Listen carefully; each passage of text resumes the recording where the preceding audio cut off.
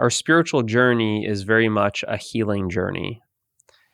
And major traumas that we've experienced at any point in life, it doesn't need to just be in early childhood, although there is a lot of trauma that is experienced early on in our life that comes up with this awareness. As we become more and more aware, it comes up to be seen and loved. And what makes it painful and difficult is really the identification with it. And this is what needs to be seen and loved and healed so that we can let go, we can transcend that identification, we can let go of our attachment. See, a lot of us that have dealt with trauma, it's like we can't let go of it. Now, why is it? Why is it that we can't let go of the past? We have to see, it's usually not well received when said this way, but we have to see that we're holding on to it. We're attaching to it. The trauma doesn't have a hold on us. We are holding on to the trauma. And we're holding on to the trauma because when it happened, our true self becomes so identified with it and then gets mixed up in the experience of the trauma. And then now it's so attached, it's so mixed up in it that then now that trauma becomes your sense of self. We form an identity with our trauma. You can see this with a lot of people who've experienced trauma, is they create an identity. I'm not too sure of the actual names that people use, but a lot of the trauma, it's always kind of like, abuse survivor or narcissist survivor or something survivor. There's a trauma that we're still identifying with it, even like when we kind of sometimes see, that's when you know that you actually haven't healed it. Waking up and realizing that you're in some narcissistic relationship, and then kind of just breaking up with them, and then now saying that you're a survivor, a narcissist. We're still identifying with that kind of that trauma. We're still identifying as like that, is like a victim of the experience. But if we look at it with this perspective that what we really are, our true self is we've identified with the experience so much that that's why we don't want to let it go. Because if we let go of the trauma, what would you be? Who are you without the trauma experience? See, because with that trauma experience, and I'm not in any way discrediting or discounting or, let's leave it at that. I'm not saying it never happened. That's not what I'm saying. And I'm not saying it's not important. I'm saying when we attach ourselves to the traumatic event and form an identity around the traumatic experience, and then support it with a story where we become a character, that then now the story supports the character, that we're building up our sense of self based off of that trauma. So if we let go of the trauma, here, I'm going to let go of it, then now there's this kind of fear. We fear letting go of it because, well, then what am I without my trauma? What am I without my story? What am I without that sense of self? And that's that unknown. That's that fear. It's really an ego death, because the ego needs to identify. It's the identification process. It's literally like an activity, the activity of identifying. That's why we have to bring that story everywhere we go, because the story creates the sense of self. The story supports the identity.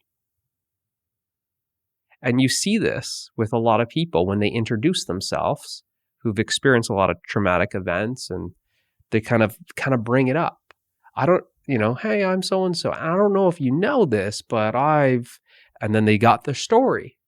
They've got that story carrying it on their back, bringing it everywhere they go. It's like how they introduce themselves. Right? Hi, I'm so-and-so, and I was abused when I was 6 years old. Or I'm so-and-so, and my husband used to beat me, or whatever it is, right? There's emotional abuse. There's a bunch of different stuff, right? But you get the point. Some of these traumatic events, there's too many to name, right? Again, it's not saying it's discrediting that what has happened. It's not saying like it never happened. It's just seeing clearly that when we're holding on to it, holding on to our past, holding on to the trauma, how can we be free from the trauma if we're holding on to it? And anything that we're holding on to and attaching to, that's creating a bondage. It's like a trauma bond. We're bonded to our trauma. Therefore, we're not free from it. And true healing will liberate you. But the true healing needs to be seen with awareness, the awareness that you are. It needs to be loved, right? Compassion, self-compassion, it needs to be loved. And that love is what you are.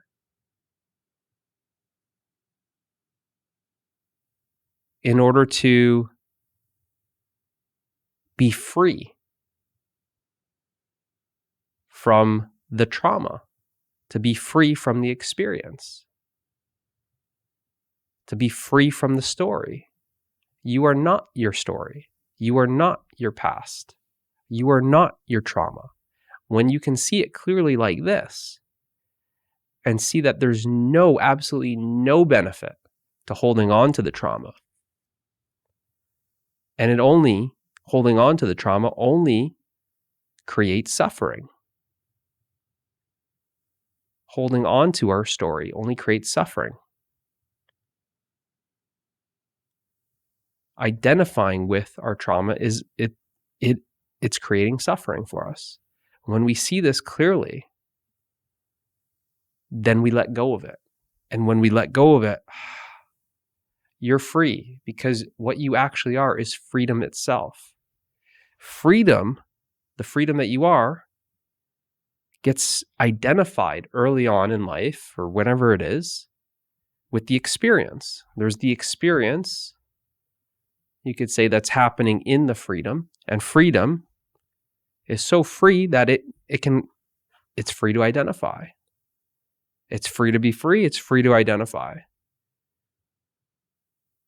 A lot of those events, they're so intense, so traumatic. There's a strong identification, which creates a strong sense of self. And that's that ego identification that we're identifying, where when you start pulling all the supports, the story, the other characters involved, right? It's very much like a character, like the ego is like a character in a story, right? That's why it's like you got to, like a lot of stories, they give the backstory. So you can kind of like know what's happening, know what this character's life is like before. And that's very much when we experience the trauma, it's like we've got this backstory. Just so that other people can now, oh, you want to know me? Well, how long do you have? Let me tell you a story, right? But we're recreating that story all the time. We're holding on to this memory, which then keeps us stuck in the past. We're enslaved to our story. We're enslaved to our past. We're enslaved to an experience, a traumatic experience, but we're enslaved to it. Where then it's when it's seen, when it's felt, when we let go, it's that letting go that then there's the freedom. And it's right at that point of letting go, there's a fear that comes where it almost feels like it's safer to hold on to the trauma. It's kind of like, so afraid to let go. What am I going to be without this story? What am I going to be without the trauma? And that fear is so intense at the time. But it's like we need to see clearly that you've tried this. We've been doing this the whole life, holding on to this. And this is suffering. When from the perspective of awareness, it's actually, this appears to be fear, but really this is freedom. It's freedom or suffering, freedom from the suffering. But at the time, we don't really have the clarity to see it like that. But that's what I'm talking about, is to help see clearly that it's a story that we create. There's other characters involved. There's you, the victim, and then there's someone who harmed you. There's an experience that was the bad guy, the abuser. But without the abuser, without the story, without the traumatic experience, what are you? If we just pull it away, if we pull all that away, right now, what are you without that story? What are you without the abuser? What are you without the traumatic experience?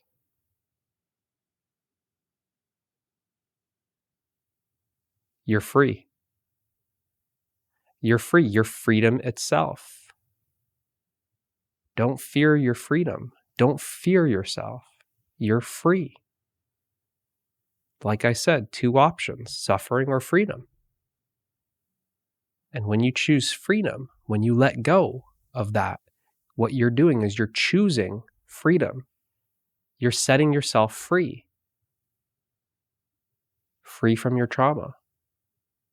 You've healed yourself. When you see it very clearly, because in order to see this very clearly, you have to go into your suffering. You have to experience your suffering fully. You have to experience this traumatic event. A lot of times with the trauma, we continue to suppress it, push it because we don't want to feel it. So if we are just present and we let the experience, we experience it, and in that stillness, that simply just being with that suffering, in that stillness, we have clarity. It's like the stillness of the water of a lake or a pond. In the stillness, there's clarity in the water. And when there's the clarity, then we can see that story. We can see the other characters. We can see how we're holding on. We can see the suffering and we see the causing of it. Oh, I'm holding on to it. And there can then, at that point, it's a letting go. It's a letting go. And that's the liberation. That's the freedom. You're liberated from your suffering. You're liberated from your past. You're breaking the bonds. You're no longer in bondage. You're no longer suffering the traumatic event. We only suffer the traumatic event as long as we're holding on to it. And holding on to something is something that we do. Not holding on to something, letting go, it's a non-doing. There's nothing that needs to be done. We just stop holding on. And when we stop holding on, it's free. It's like a kite. A kite is not really free as long as it's attached to, let's say, a railing, a bench. It looks free when we look at it, like, oh, look at the cloud, look at the kite. But it's always going to be restricted, limited by what it's attached to. And in this case, we feel that it's that trauma is a limitation. Our story is a limitation. Our sense of self, who we think we are, is a limitation. And with that clarity, we see it. And if we really want that freedom, if we really want to be free, if we've experiencing this suffering so much, and we already know what that's like, especially when there's a long period of time of suffering. We know this is happening on a daily basis. This has been happening your entire life. The choice that we haven't made, we keep on choosing to hold on to it. The choice that we haven't made is we haven't made the choice to let it go. And that's like the kite. It's letting go of the railing, letting go of the bench. And then it's free. It's free. So as soon as we let go of that, as soon as we let go of that identity,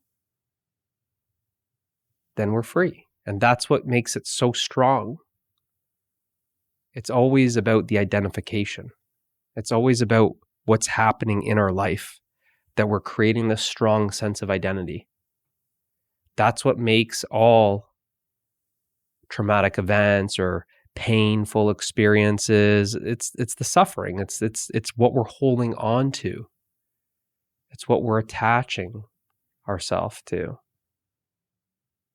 It's who we think we are. And what makes it very scary is because of it's the death of the ego. It's the identification. What am I?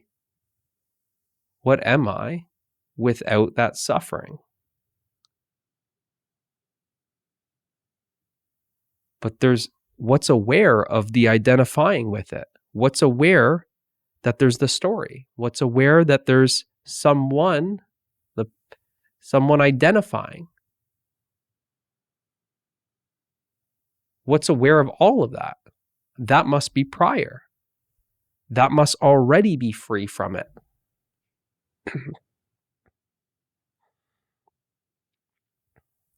There's the realization that can be had.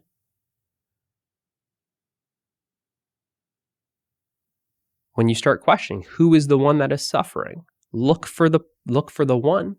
Look for who you think you are.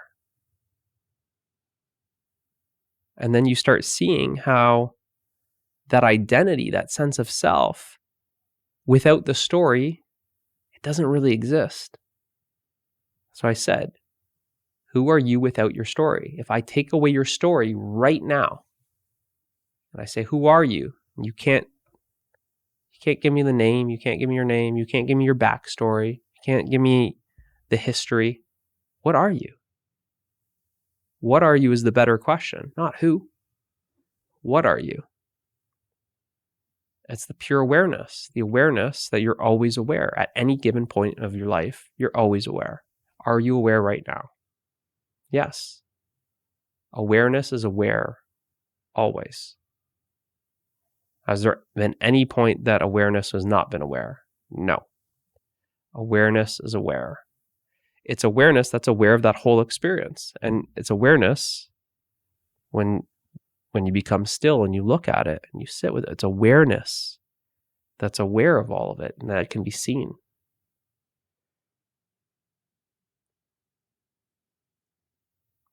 And this is the true healing when we have that love, that self-compassion. We're feeling our suffering. We're being with it. Can't avoid it.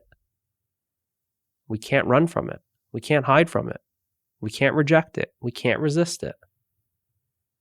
And we look into it and we're simply being. It's in that stillness that